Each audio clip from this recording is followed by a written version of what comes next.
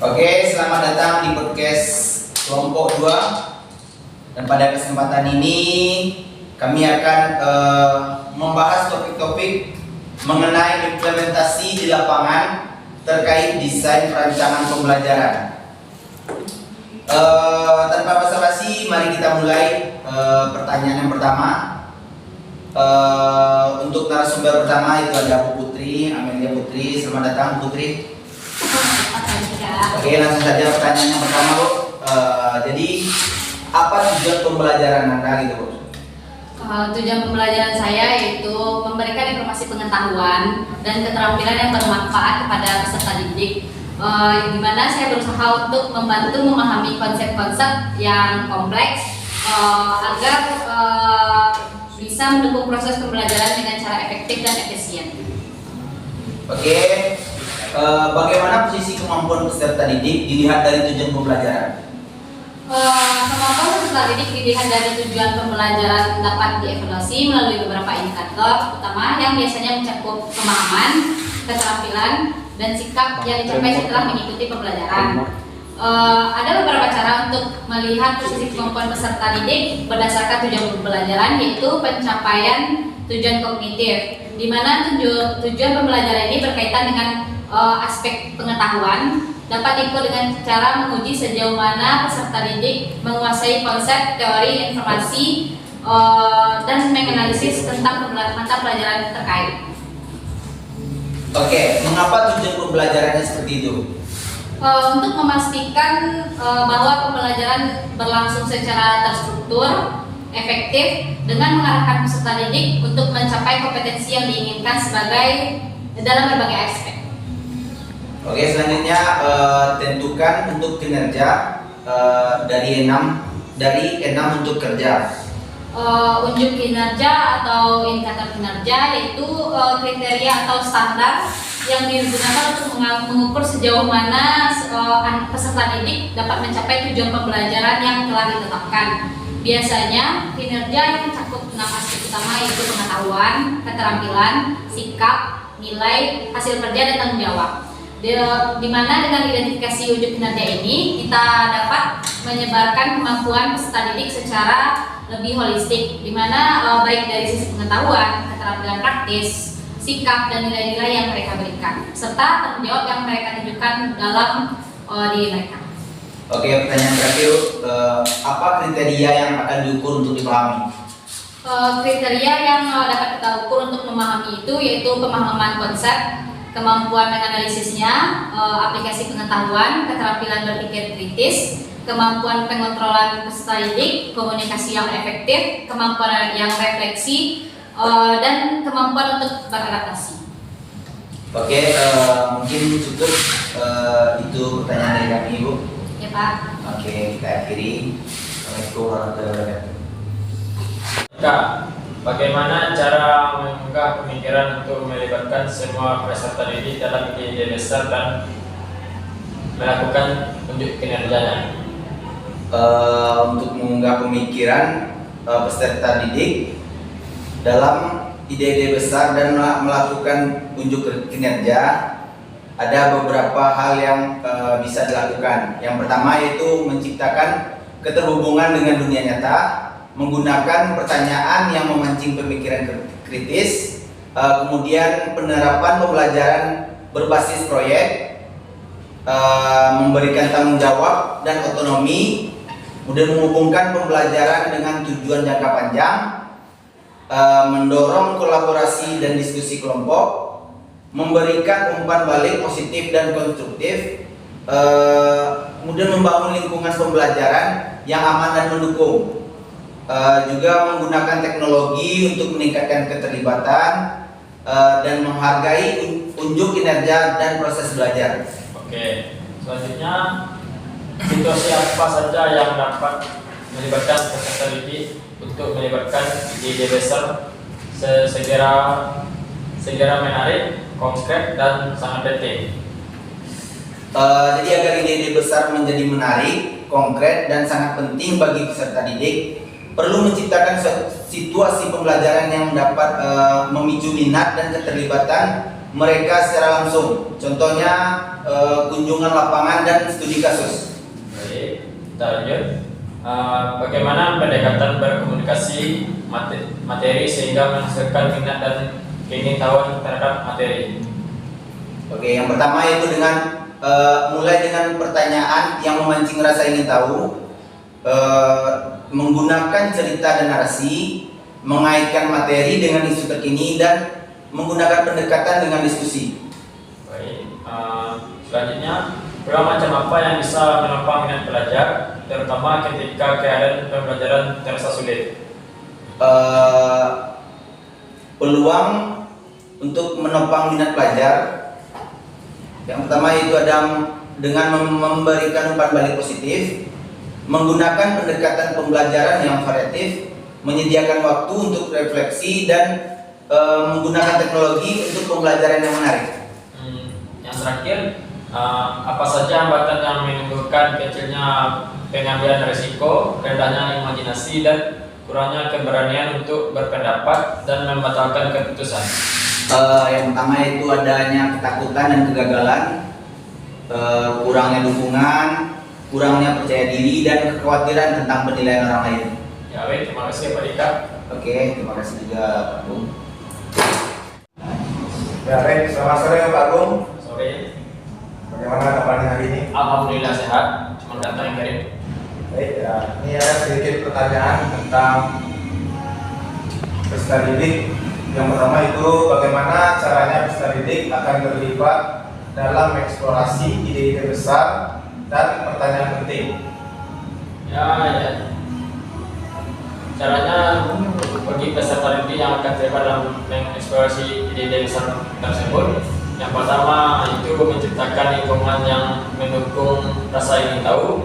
Yang kedua, pembelajaran berbasis proyek. Yang ketiga itu memberikan tugas yang mendorong pemikiran kreatif. Dan yang terakhir itu menampilkan contoh inspiratif. Ya, baik. Selanjutnya mungkin ada kegiatan belajar apa untuk menampilkan kemampuan puncak dari peserta didik. Semua sudah. Nah, dan selanjutnya pekerjaan rumah dan pengalaman di luar kelas, apa yang diperlukan untuk memungkinkan peserta didik mengembangkan dan memperdalam pemahaman mereka tentang ide-ide penting. Nah, itu dengan melakukan kegiatan belajar yang dapat mendukung penampilan kemampuan puncak peserta didik, harus menantang mereka untuk berpikir kritis, kreatif, dan reflektif melalui pendekatan seperti pembelajaran berbasis proyek, debat, penelitian mandiri, dan kolaborasi. Peserta didik dapat mengembangkan keterampilan yang diperlukan untuk mengatasi isu-isu besar dan menerapkan pengetahuan mereka dalam konteks yang nyata. Pekerjaan rumah yang mendorong penelitian mendalam, refleksi pribadi, dan kolaborasi di luar kelas, serta pengalaman di dunia nyata akan semakin memperdalam pemahaman mereka. Ya, baik, mungkin hanya itu yang bisa saya tanya Pak Agung. Terima kasih banyak. Pak Agung, selamat sore. Sore. Selamat sore Bapak Fadri. Ya, selamat sore Bapak Ayub. Ya, baik hari ini Bapak Fadri. Saya akan menanya sama Bapak Fadri. Gimana kabarnya Pak? Sehat? Sehat, alhamdulillah Pak Ayub. Yang kedua Pak. Nah, mengenai peserta didik ya Pak Fadri. Nah, yang pertama pertanyaan saya itu bagaimana peserta didik akan dipandu untuk memikirkan kembali pemahaman mereka tentang ide penting. Menurut Bapak Fadri gimana? Ya, untuk pemahaman mereka tentang ide penting, tentu yang pertama itu ada diskusi kelompok. Terus nanti yang kedua mind mapping, yang ketiga umpan balik sesama peserta didik, itu sangat dibutuhkan juga sebagai penting bagi peserta didik. Yang selanjutnya pembelajaran berbasis masalah. Terima kasih ya Pak Fadri. Selanjutnya, yang kedua pertanyaan saya Pak Fadri, bagaimana produk dan hiburan nih peserta didik dapat ditingkatkan melalui revisi berdasarkan penilaian diri dan umpan balik? Ya, terima kasih Bapak Yuk atas pertanyaannya. Itu ada bagaimana produk dan hiburan peserta didik ya. Ya. Merevisi berdasarkan penilaian diri dan umpan balik. Ya. Itu pertama ada refleksi diri, ya di mana refleksi diri ini peserta didik dapat diminta untuk memenuhi karya mereka sendiri dan menggunakan kriteria yang jelas. Yang kedua itu ada umpan balik yang konstruktif, ya di mana mereka memberikan umpan balik secara spesifik, terarah dan berbasis pada aspek yang bisa diperbaiki. Yang ketiga itu adalah penerapan revisi, di mana penerapan revisi ini mengajak peserta didik untuk secara aktif melakukan revisi berdasarkan umpan balik yang diterimanya. Yang keempat itu adalah peer review, di mana mengadakan sesi ulasan sesama teman sekelas ya, memungkinkan peserta didik untuk mendapatkan berbagai perspektif pola pikir yang sering mendorong memperbaiki dan meningkatkan masalah produk mereka. Yang terakhir itu adalah proses interaktif, di mana peserta didik mendorong revisi berulang kali dalam suatu proses yang berkelanjutan, memberikan kesempatan peserta didik untuk mengembangkan dan menyempurnakan ide-ide mereka secara mendalam. Ya, sangat bisa dipahami ya, 5 poin yang sudah dijelaskan tadi ya. Nah, bicara yang selanjutnya yang terakhir ya Pak Fajri. Nah, bagaimana peserta didik didorong untuk memikirkan pembelajaran dan kinerja mereka? Menurut Bapak Fajri ya. Terima kasih Bapak Yukan. Ini tentang mendorong Ya.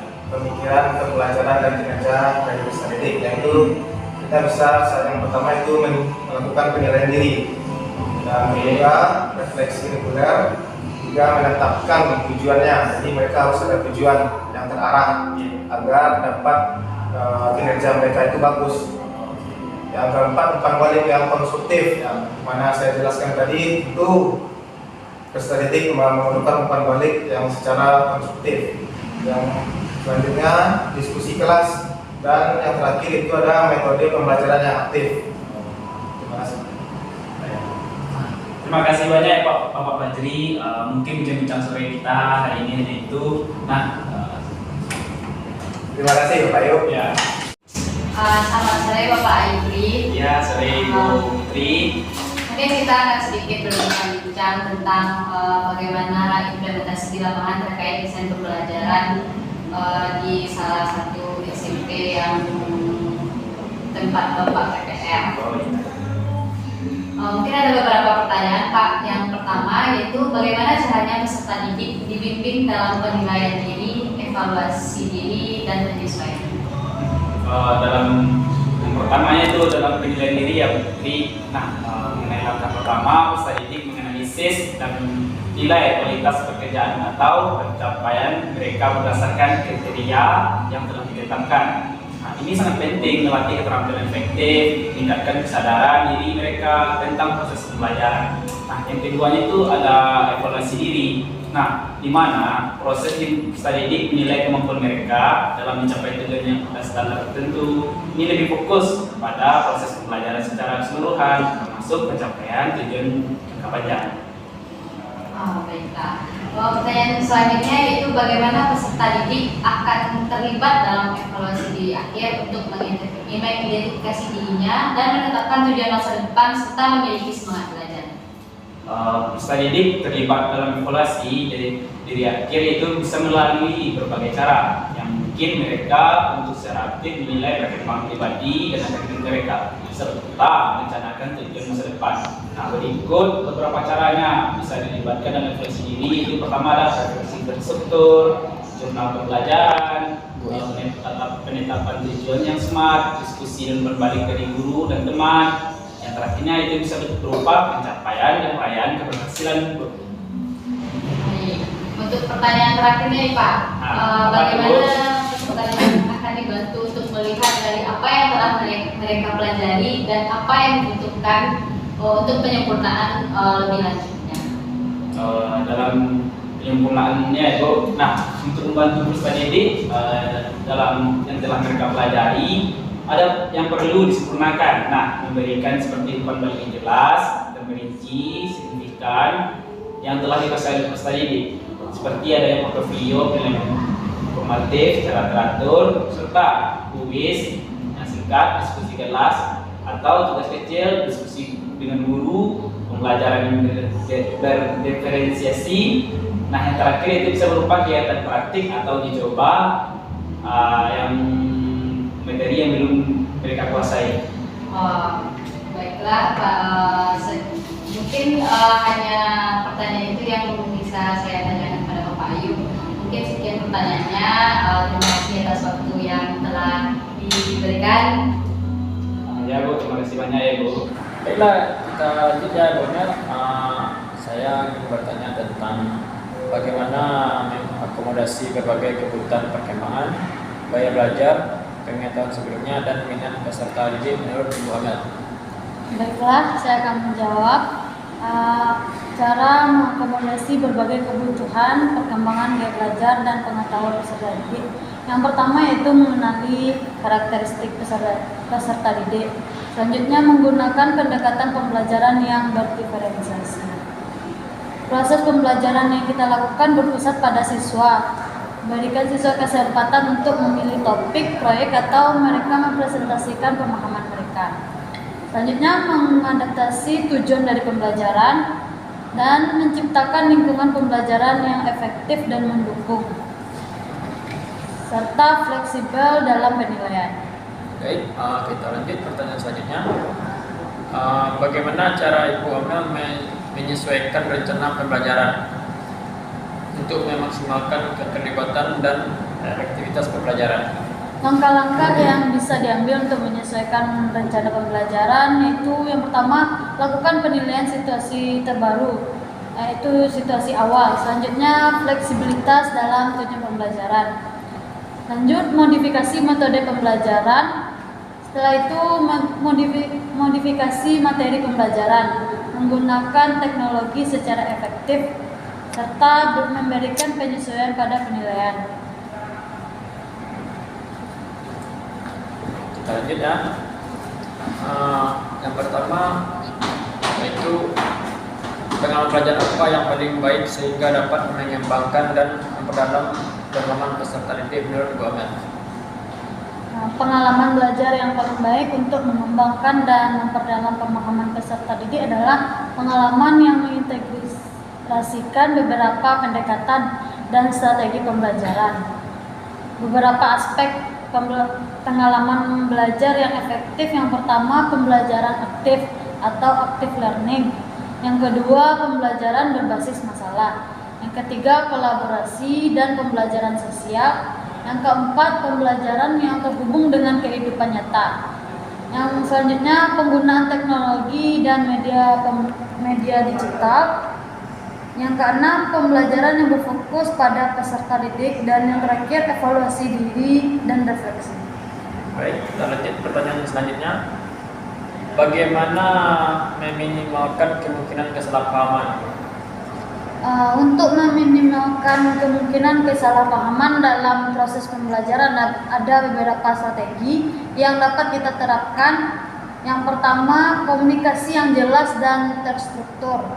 Mendorong partisipasi aktif, memberikan contoh dan demonstrasi, menerapkan umpan balik yang konstruktif, menciptakan lingkungan pembelajaran yang terbuka, serta memantau dan refleksi. Baik, kita lanjut ke pertanyaan yang terakhir. Bagaimana mengatur dan mengurutkan pengajaran dan pembelajaran untuk memaksimalkan keterlibatan dan efektivitas dalam proses pembelajaran? Ada beberapa cara mengatur dan mengurutkan pengajaran serta pembelajaran dengan cara yang efektif. Sangat penting untuk memastikan keterlibatan peserta didik dan memaksimalkan hasil pembelajaran.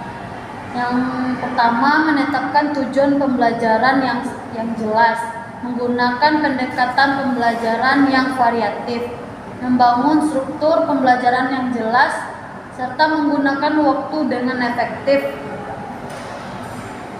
Selanjutnya, melibatkan peserta didik secara aktif dalam pembelajaran, menggunakan penilaian formatif, menyesuaikan pembelajaran dengan kebutuhan peserta didik, memberikan ruang untuk refleksi, serta menerapkan teknologi dan mengatur lingkungan pembelajaran. Baiklah, mungkin cukup sampai di situ podcast kita kali ini, Bu Amel. Baik, terima kasih. Baik.